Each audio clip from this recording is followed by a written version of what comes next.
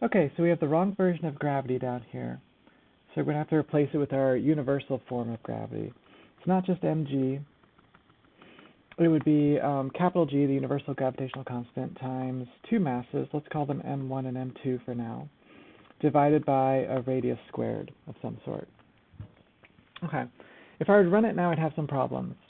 Because I don't know what G is, I don't know what M1 and M2 are, and R is not defined either. We could try this out. We'll probably see the first error, we don't have G. Okay, when I say M1 and M2, I mean the mass of the Earth and the mass of the craft. So I'm going to add them up here as attributes. We'll give the Earth a mass of, let's see, the mass of the Earth is about 6 times 10 to the 24th kilograms. And then the craft needs to have a mass too, to have a gravitational attraction between the two.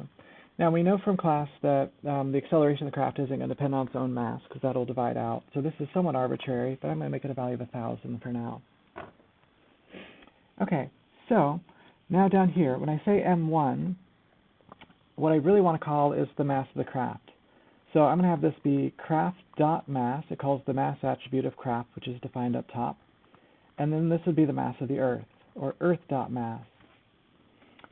I don't need this anymore, because we're not using this mass that we had specified for the ball. Now, I need the distance between the Earth and the craft. Alright, for starters, this isn't going to work because I need the asterisk asterisk to do a square, but also R is not defined. What I mean by R is the distance between the craft and the Earth. That's always going to be changing as the program runs. So I can define it in here by, let's see, thinking back to vectors. The distance, the displacement vector between the Earth and the craft is going to be equal to the Earth's position, Earth.pos, minus the craft's position. So that'll tell me, I take the final position of the Earth minus the initial position, or the initial of the craft, the position of the craft, and that tells me the vector that points from one to the other. So now R is defined. Now, other problem is down here I'm trying to square a vector. I wonder what kind of error that'll give me.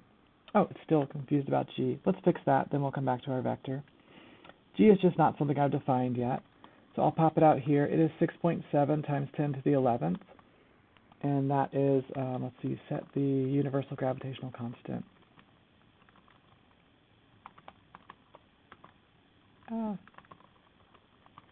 Okay, that's pretty close. There we go. Now, M is not defined. Where are we calling that? Down here? Oh, right, this would need to be the craft mass. And let's just go ahead and check. Do we have other instances of the mass? We don't. Okay. Now I'm expecting a vector error. Let's see what happens. There we go. Cannot add a scalar in a vector. That's an indication that there's something wrong with something you're trying to do with a vector. Here we're trying to square a vector, which doesn't quite make sense. What we really mean is we want to take the magnitude of that vector and square that. So mag r will take the magnitude of the vector, caret 2 will square it. Now, the problem is f grav is now a scalar. There's nothing about this that is a vector at all. It's just a value. We do need it to have a direction, and we want the direction to be in the direction of r, the vector pointing from the Earth to the craft. So we can multiply this by the unit vector r, which in Python is just the norm of vector r. Let's see what happens. Oh, there we go. So it definitely attracted the craft towards the Earth, but it shot right through the center of the Earth. Way too fast. Let's see what's happening. What we have is an Earth with a mass of 6 times 10 to the 24 kilograms. That's like 6 billion kilograms, and it is only 1 meter large, and the craft is right next to it. So we have the situation where basically we have a black hole, or something very close to it. So we really need to scale everything out to the appropriate size. The radius of the Earth, then, is not 1 meter. It is about 6.37 times 10 to the 6 meters. And then we're looking really close, because our range here is only set to 10 meters, and that's way too small. So let's bump that up to, let's try 5 times 10 to the 8th, just to give us a little space to look at. We'll see how that fits. Our craft now is still, well, at this point, it's very close to the center of the Earth. It's only 5 meters away in X and 5 meters away in Y. That's not going to be good. I need it to be outside of the Earth. So I'm going to position it, let's say, to the right of the Earth, I don't want to think too much about my numbers, so I'm just going to call it Earth.radius.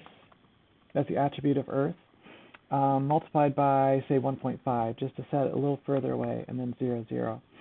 I am noticing, since this is the craft, and I'm calling the Earth radius when that runs, that's line 3, and that happens before the Earth is defined in line 4, so it won't know what Earth radius is at that point.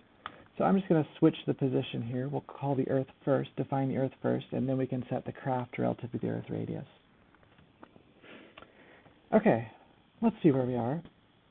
Yeah, we've zoomed out. We can see things pretty well. That's the Earth in there, if you see it way far away. We're still getting a lot of motion right through the center of the Earth. So I think we need to adjust our time scale. Let's see, we're doing less than 10 seconds. So the problem we're having is I set the gravitational constant to 6.67 times 10 to the positive 11th, and it should be negative 11. So that's 22 orders of magnitude difference in the gravitational force, which was essentially creating another black hole. We'll set that down to where it's supposed to be, and when we run the program, we'll see a craft sitting out there outside the Earth. Not much is happening. There is a force there. It should be attracting it, but we haven't seen any motion yet. I'm going to zoom in just a little bit. This seemed to be a little bit too far out, so we can see things a little bit closer. I think the issue is we only have the program running for 10 seconds of simulation time, and that's just not really enough time for a craft to fall any significant distance towards the Earth. Let's boost that up. Let's make it, 60 seconds in a minute times 60 minutes in an hour times 24 hours in a day, so that'll be a time of 1 day. Our delta t, our time step, is still set to 1/100th of a second, which feels really small at this point. So I'm going to bump that up to maybe 10 seconds, so the program will run a little bit faster. And we'll increase the rate a bit too, to 500. Now we can see the craft fell into the Earth. That was pretty quick. It fell into the Earth and didn't quite stop at the surface because we haven't set a crash condition. That'll be the next video. Once it got inside the Earth, it came very close to the center, and so we got very, very large forces happening, and our program has too large a time step to deal with that, so it ended up rocketing right back out of the surface of the Earth. Let's give the craft, let's see, we don't want it to fall directly into the Earth anyways. We want it to orbit the Earth. So we'll give the craft a little bit of orbital velocity. I remember from class that a reasonable orbital velocity was somewhere around 7,000, 8,000 meters per second. Here I'm putting it in the y direction, so the craft was located to the right of the Earth. If I give it a y velocity, that'll be a vertical velocity, which is tangent to what its orbit should be. And here we go. We have something that's actually in orbit around the Earth. Watch that for just a little bit. It is repeatable. And we do have these plots happening, which we've kind of forgotten about. So I think those are the x and y positions of the craft, which are kind of nice to see. You can plot anything that you want to plot in the end. Okay, I'm going to go back and do a couple other things. We have these arrows we could play with. Right now, I do have the Susan arrow set to be the net force, but it's not showing up, and I think it's just at this scale it is way too small. So I'm going to boost that up by a factor of about 10,000. And there, the blue arrow is the direction of the net force on the craft. You can see as it gets close to the Earth, it gets very large, and it always points towards the center of the Earth. Okay, I'd like to add another vector to represent velocity. So I'll call this, velocity. It's going to be an arrow. For now, we'll just set a meaningless position that we'll overwrite with the code later. So the position 0, 0, 0, the axis 0, 0, 0. Color, we can have this be, have it be green. Okay, so I've created that arrow. Down here, I'll add it to where my other arrow is. So it's called velocity, and it has an axis, which is the size of the velocity vector, which here is just v. That was defined right up here in this part of the code. And then here, I see I misspelled velocity. I was wondering what was happening with that blue. Velocity.position, I want to put it on the craft again. So craft.pos. So I'll locate the vector on the craft and give it a direction and a magnitude equal to v. It's probably going to be a little small again. Yeah, I can't even see it. So I have to scale it up. So these are relatively small values here. I'm going to try, maybe a factor of 1,000, and we'll just see how that goes. Okay, yes, so now we can see the velocity is tangent to the direction of motion. Net force vector is always pointing towards the center of the Earth, and we can see the dynamics as it happens. Super fun. Okay, we'll do some new stuff in the next video.